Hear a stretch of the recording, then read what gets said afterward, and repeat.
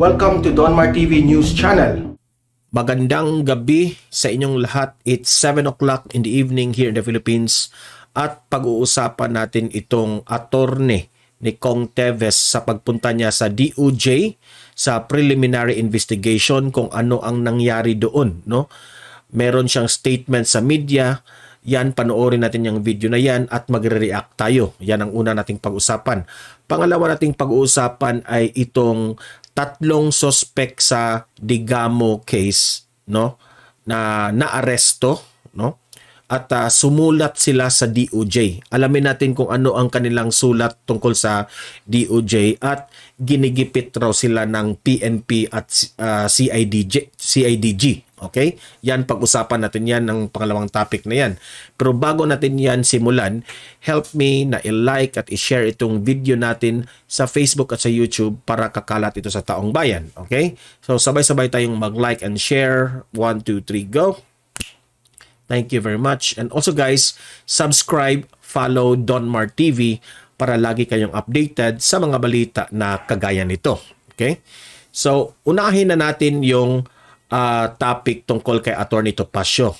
Update ito sa pagpunta niya sa DOJ, no? Merong video na in-interview ito ng media at may mga statement siya.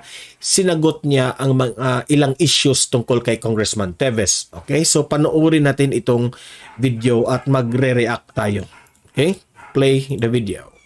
We already disagreed with that, ano? Kasi may definition naman po ang fugitive from justice. So we disagree. At ang sinasabi nga po namin ay huwag nang kung ano-ano munang sasabihin because very obvious naman that all of these pronouncements are intended to demonize my client. Hindi naman to po trial by publicity, hindi naman public opinion, hindi naman opinion ng kung sinong kalihim ang magdedetermine ng guilt or innocence ng isang tao, kundi pawang ang hukuman lamang. A fugitive is one, according to Black's Law Dictionary, who has committed a crime and is evading the legal processes. Paano mo masasabing nag-commit ng crime si Congressman Teves ni wala pang ang finding of probable cause? Paano mo masasabing he is evading legal processes? Narito po kami sa DOJ. Through his lawyers, he is participating in the preliminary investigation.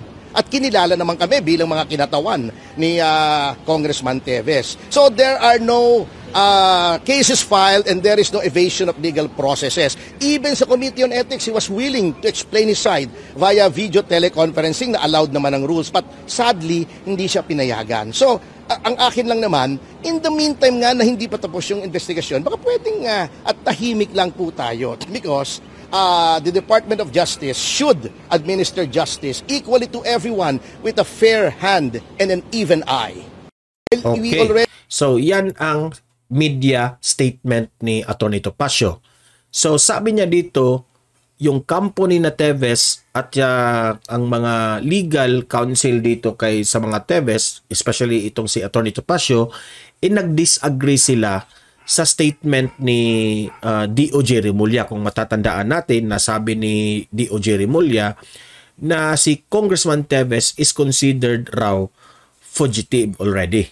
Okay? So, ano bang ibig sabihin ng fugitive? Yung ano raw, yung may kaso ka, yung tinawag kang suspect at nag-escape ka. Yun ang meaning ng, parang ganun yung meaning ng fugitive. So, nag-disagree itong si Attorney Topacio sa kampo ng mga Teveses, no?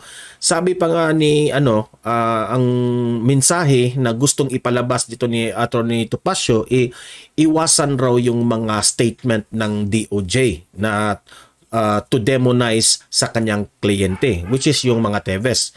Yan, in-advisean niya yung DOJ na sana wag nang magbitiw ng statement sa media. Okay? Because ang trabaho ng Department of Justice, DOJ, headed by Secretary Remulla, magbigay ng patas na justice, no? So to be fair with everyone, to be fair with the case, no? Kasi yung kaso is against the Digamo and the Teveses, no? So pinaabot ang mensahe ni Attorney Topacio na dapat magbigay sila ang DOJ ng fair justice dito, no? Kasi the case raw ay still investigated and wala pang warrant of arrest. Okay? So yan ang sabi ni Atty. Pasio. Opinion yan. Hindi ako ang nagsabi niyan ha. Kasi marami sa comment section, tayo rito ay patas lamang sa ating pananaw dito. No? So, alam ko, taong bayan ay gusto nang magbigay, gusto na itong kaso na ito sa pagkamatay ni Governor Digamo ay mabigyan na ng justice. Lahat tayo gusto dyan. No? Kasi marami ring mga casualties, maraming nadadamay na tao, no? Kawawa naman, kawawa si Governor Ruel Digamo at gusto natin mapabilis itong kaso na ito, no? So si Atty. Topacio gusto niya na mapabilis yung pagbigay ng warrant of arrest para they can defend themselves, okay? So yun lang. Nag-disagree itong si Atty. Topacio na tinawag ang kanyang kliyente as fugitive already. Okay? So kayo mga audience ko dito, mag-comment, mag-react sa inyong opinion. Lahat ng mga opinion nyo, babasahin natin yan. No? So, hintay tayo sa update dito. No? So, comment, react, babasahin natin yan. Punta tayo sa pangalawang topic natin. Itong balita ng... Okay, wait muna. Ito. Binalita ito ng SMNI 3 hours ago. 3 individual na inaresto ng PNP, CIDG, sumulat sa DOJ para humingi ng kopya ng impormasyon. Ito ay tungkol pa rin sa pangyayari kay Congressman Teves at sa Digamo case. Okay? Hingil sa mga kasong isinampa sa kanila kasunod ng raid sa property ni Kong Arnie Teves Jr. sa Bayawan, Negros Oriental. So itong 3 na ito ay nadakip, no, during the raid.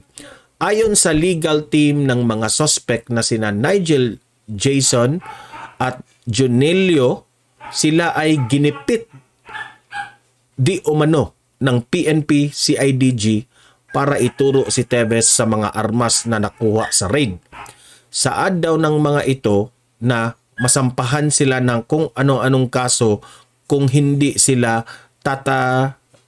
tatalima sa PNP CIDG. Ayan, i-enlarge natin yan at babasahin natin itong letter na ito. Okay? So, itong balita na ito, no, na 3 suspect na naaresto, sabi nila na ginipit raw sila ng PNP CIDG. PNP at CIDG. Ginigipit sila. Na gustong sila na, I think sa base sa balita, the way I understand it is sabi dito na ginigipit sila sa PNP CIDG para ituro si Teves sa mga armas na nakuha sa raid. Okay? So, yan. Ito ay hindi galing sa atin. Galing ito sa balita na nag-write na nga ang letter. No? Yan ang sabi ng mga suspect. Binalita lang ito ng SMNI. Okay? Ginigipit raw sila ng PNP CIDG. Okay? Gaano ba ito katotoo? O totoo ba ito? Let us see, no, sa update dito. Okay? So, babasahin natin ngayon ang letter, kung ano ang naging laman ng letter nila sa DOJ. Okay? I-enlarge natin ito kasi hindi mabasa. So, in-enlarge ko yan. March 28, 2023. So, this is kahapon pa lang, no? So, ngayon lang to lumabas sa media, itong letter na ito. Ang media kumuha ng mga copies. Kami po, sina Nigel Electona, ito yung letter sa mga suspect ha. Kami po, sina Nigel Electona, Jason Bailo Timtim at Junelo E. Mayagma Jr. Hindi ko masyadong mabasa ha. In-enlarge lang natin ito. Ay binibigyan namin ng pahintulot at authority ang aming abogado na si Attorney Michael, hindi ko masyadong mabasa, Michael J.